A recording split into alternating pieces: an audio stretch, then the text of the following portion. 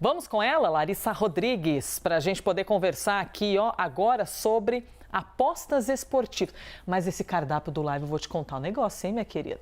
Há quanto tempo a gente está no ar e olha tudo que a gente já falou aqui. Agora é sobre as apostas esportivas, que antes de te ouvir sobre a apuração, Larissa, só esclarece para a gente, afinal, apostas esportivas é jogo de azar? A gente pode comparar com bingo, com cassino, porque tá uma bagunça nessa interpretação, né? Então, tem novidade disso agora, Elisa, e eu vou explicar por quê. Conte. A gente vem acompanhando esse assunto muito de perto, eu me debrucei esse assunto desde que começou essa história, e a medida provisória, o que foi publicado pelo governo federal, libera apenas a instalação de empresas que hoje funcionam em outros países, aqui no nosso país, para apostas esportivas, as conhecidas como bets, aquelas apostas de resultados de jogos. Isso porque lá em 2018 já tinha um projeto de lei autorizando apostar.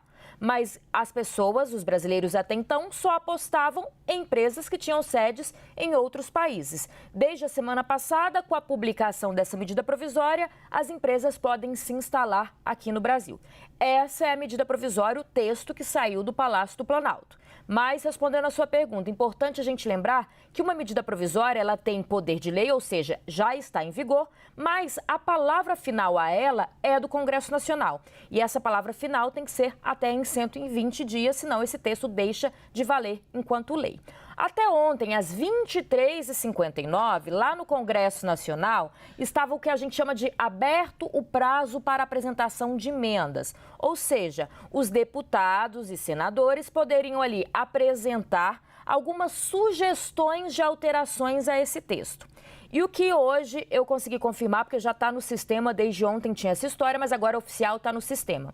O senador, o senador Ângelo Coronel, apresentou várias emendas. Entre elas, duas emendas que querem alterar a medida provisória que saiu do governo para tentar liberar jogos de azar.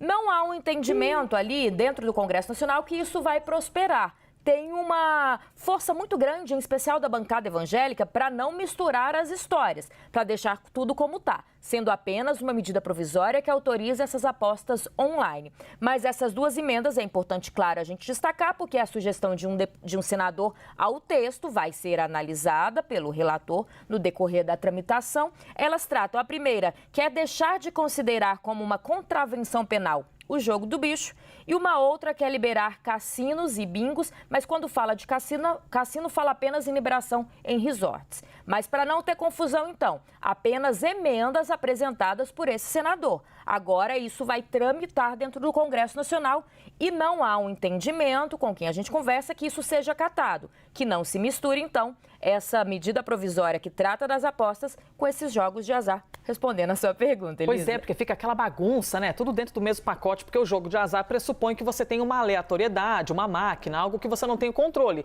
Mas essa lei das apostas esportivas diz respeito a seres humanos que estão jogando mesmo, né? Que, em teoria, você não tem controle, a não ser que sejam descobertas aquelas farsas, né, Larissa Rodrigues? Aí são e que outros normalmente 500. Tem uma lógica, né? Principalmente quando se aposta em resultado de futebol. Você leva em consideração aquele jogador que joga melhor, leva em consideração o time, tudo, né, Elisa? Então, é isso. Está autorizado apenas as apostas esportivas. Isso vai tramitar, mas não há entendimento que isso deva avançar para liberar os jogos de azar. Eita, mas a discussão vai arder. Obrigada, hein, Larissa? Daqui a pouco a gente conversa mais.